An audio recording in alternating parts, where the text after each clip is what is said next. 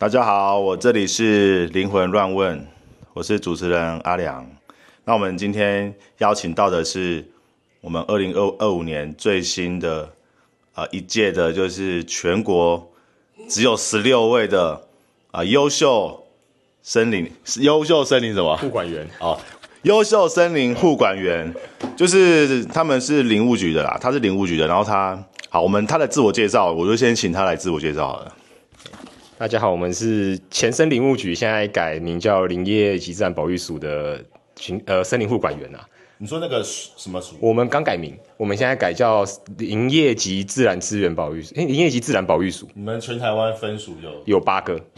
所以说这一次你接收到颁发的那个奖状，我代表我们新竹分署出去了。你算是新竹分署？对，我们新竹分署有2个名额，每个分署2个名额这样。然后我的话，目前驻守的单位在南庄这边有个小办公室，然后平常会来这边，就是因为他们有一些山难的事件需要我们去做领勘的动作。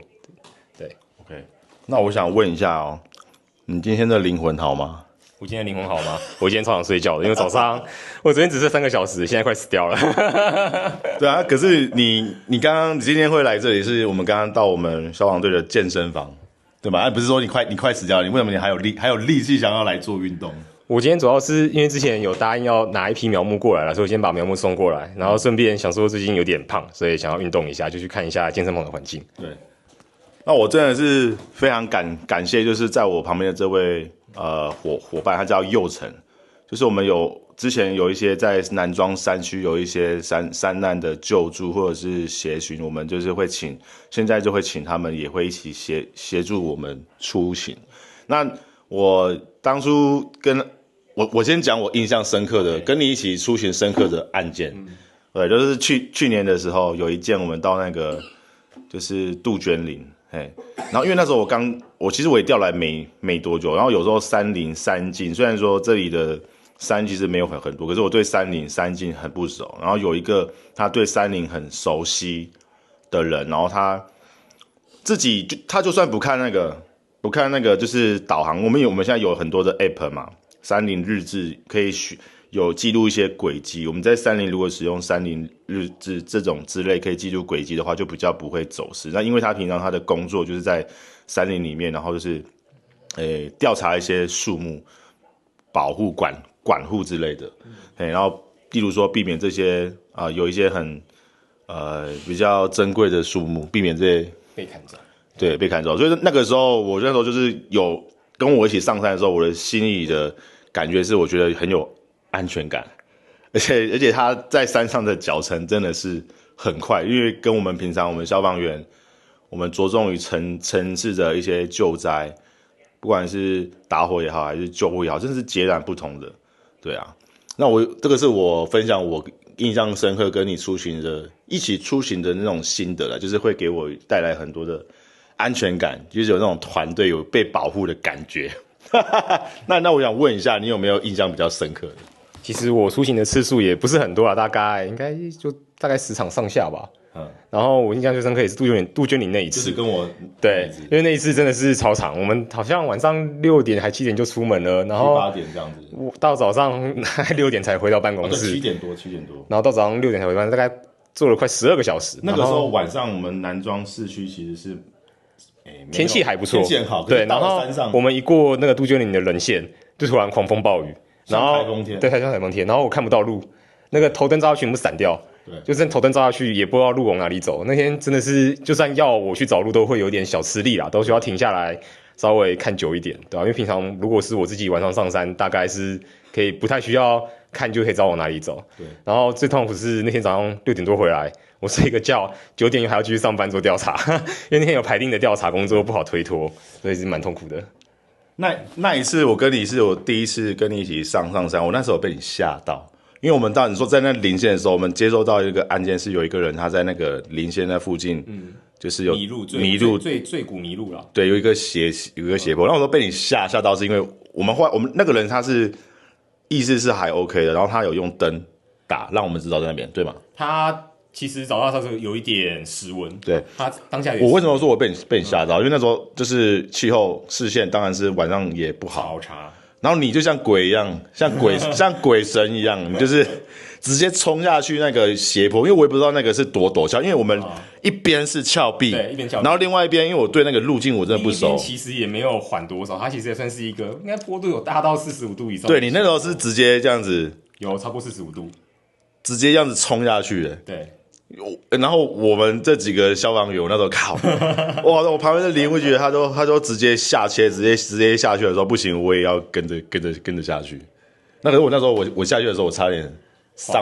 上不来啊，因为我找不到路可以上来。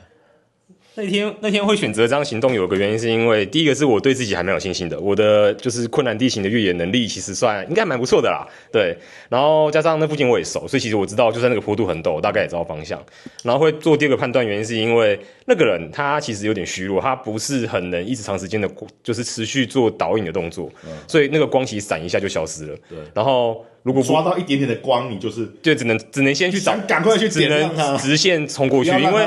因为不然他头灯其实闪了1-2下它就消失，那我等一下会没办法判断它的位置，所以我只能在趁还有印象的时候尽可能的切直线去碰它，不然我怕就是再过一段时间他如果没办法举灯亮什么的，就会真的不知道去哪里找他。你刚刚讲的这一段让我想到就是蛮哲理的，为什么？因为你现在是在山林，他在山林需要被救助，但是有时候我们在我们生活中有人发了一点光，闪光，其实我们要注意他的那个求救的讯号。对，如果我们可以帮助他，我们就冲过去，不要让他灭掉。其实那天走直线也不好走啦，因为其实中间很多像倒木啊、建竹林啊，根本就走不太过去，也是就硬干过去。然后走它是还好。但是我是想要跟你分享的是说，就是我们要先，你以后要记得要先保护自己。其实我蛮安全的，我确定我可以走那个路。因为我有印象，我可以理解，因为蛮多同事看到我有时候都会吓到的，但我都有确定说那个路可以走了，因为我其实蛮常在那边跑的。对，所以我就觉得哇靠，这当初是被吓到，这个人怎么这么也确实算正确的判断，因为找到他已经有点失温了。找到他说他当下有点意识模糊，然后他意识模糊，跟他搭话，他其实失温的话，他其实跟他搭话的时候他讲不出话。他那时候跟他说你还好吗？他是完全失温，真的是他整个人是抖到，因为他那天他没外套，然后他也没有雨衣，他只有一件那种阿兵哥的排汗衫迷彩服，然后透气排汗衫，所以他其实超冷，他整个人在抖。然后我碰到他说他完全没办法讲话，然后我要扶他起来，他也站不起来，他一站起来就跌下去。所以我除了找到他之外，我就先给他一些保暖的还有雨衣嘛，然后给食物给热量，然后就是指引其他的就是消防学长们过来，因为我一个人可以找到他，但我没有把他带走，所以我就只能找学长做这个喊他们过来帮忙。多久了？那平常的业务的内容大概是有哪些事情？我做这工作其实大概今年算迈入第4年了，然后业务的部分，其实我们很大一部分在处理的是所谓的森林保护，就是在排除一些就是非法事件，比如说像比较传统大家广为人知的山老鼠啊，或者是一些可能越界使用，可能民众不小心把房子或者是他的农田盖到领班来，那我们就会协助做理清。你有一次有跟我们一起去嘉里山，我们山训的时候跟我们一起去嘛？那你那个时候我就发现你就是好像有职业病，就是你好像我们走到一半，你突然说我好像听到链锯的锯木头的声音，可是我很认真听，因为我们真的听不出来，我们对这方面我们不敏感，可是你就对这方面很敏感，就是也算职业病啦，因为就是工作的时候难免有时候用看的，其实山上蛮多遮蔽物，所以就是除了眼睛要扫过去之外，可能还要听一点声音判断啊。对吧？然后我们第二个工作主要在做一些资源调查，比如说植物的、动物的各种监测，然后包含一些山径，比如说嘉里山步道，我们就有做规划，然后会去做定期的设施巡护，这样。这大概就是我们的工作范畴。然后我们还有做一些像刚刚说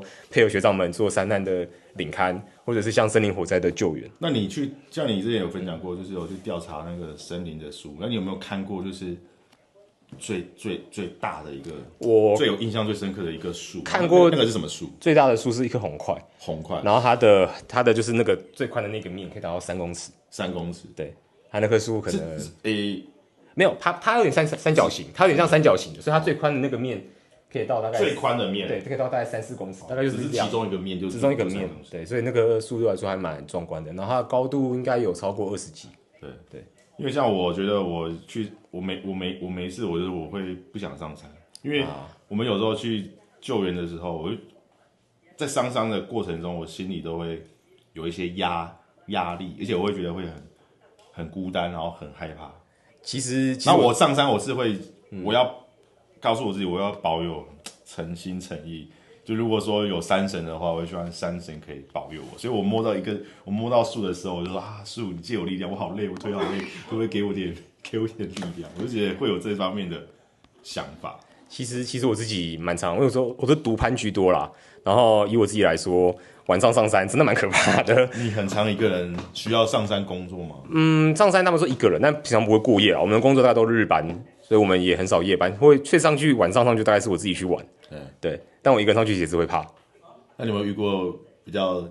奇异的一些那种？你说故事吗？对啊，我觉得我八字算重，所以比较少遇到。但是我最近有遇到一个，我觉得蛮有趣的，就是因为晚上在走路的时候，我大概都看地板，就很少在看周边的环境。然后有时候遇到一个，因为那个路是你平常已经很习惯的路，但是有时候难免还是只看地板会走错。然后那天就是一个像 T 字路口，理论上我应该要转弯，但是我不小心走直线进去了。然后我当下也没发现，然后我突然听到，就是因为那个晚上只有我一个人，森林超安静的，安静到就是有点毛。然后我突然听到人喊我的名字，就喊佑成，然后我想说干啥小，然后我就吓到，然后抖了一下，对，然后就是因为我晃了那一下，我突然就头抬起来嘛，要瞄一下，才发现我走错路了，然后赶快就默默的走回来。对，但我至今不敢想那是谁在叫我啦。对，但是那个声音，你因为这个声音还是怎么样？但是提醒告诉我，有点像提醒啊，就是说，对，你走错路了。对，所以我觉得因为你平常的工作就是在保护这些森林、这些树木，所以或许是这种树爷爷、树阿公在保护你，跟你说，你这边你走错路了。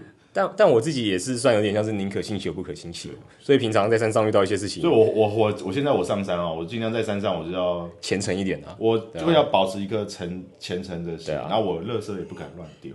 我基本上都是尽量不要惊吓到那个山里面的一些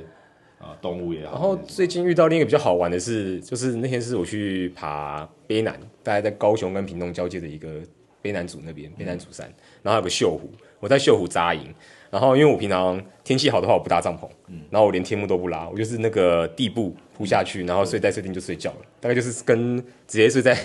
在大地差不多啦，就是多了个塑胶布跟睡垫而已。对。然后那天我睡觉的时候，因为我平常这样睡都没什么事，那天睡觉的时候有只应该是黄喉貂还是黄鼠狼，它就默默爬到我身上。我就已经睡着了，然后我突然对，然后跳到他可能以为是背包，他就从我跳到我脚上，然后跳到脚上之后，他就因为我睡袋是睡直的嘛，他就沿着我直的睡袋这样从脚上跳到膝盖，然后跳到我的胸口，然后我就踩第一下，就是有点半梦半醒，那还没有清醒，然后他踩到我胸口的时候，我就吓到，然后就用力一顶把他推开，然后我就拿头灯去找，因为我平常头灯放在睡袋旁边，然后看他也吓到。他想说这个背包怎么会动？对，然后他就因为我推很用力，所以他整只就是像抛物线这样飞出去。对，然后就吓到了，然后我也吓到。我就觉得你胆子很大，而且你没有搭这样，我觉得没有搭，没办法想象，因为帐篷有点重。你真的胆子真的很大，但是我觉得你还是要记得保护你自己。帐篷有点重了，天气好就还好，对啊。OK， 那我觉得这今天也是聊蛮多的，就是很开心有这么年轻、优秀、有为，而且又长得又帅的好伙伴，我们南庄我们山域救援的好伙伴，平常一通电话，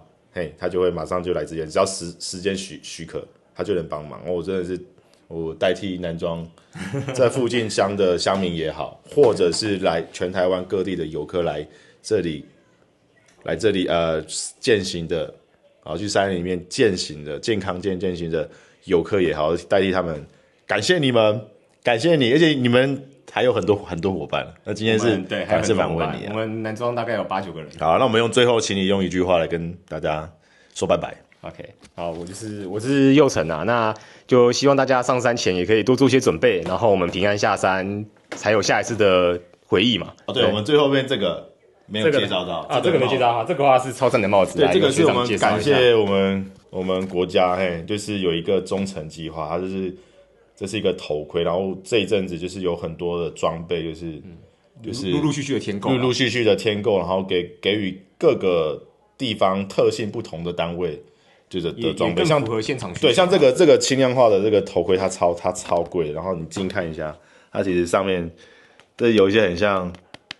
保丽龙、泡棉或保丽龙，那这就可以设计成这样，我觉得这真的是，它重量大概只有200克，对，真的这很轻，我就觉得这真的非常感谢国家，好不好？感谢大家，感谢。 OK， 谢谢大家，拜拜。谢谢。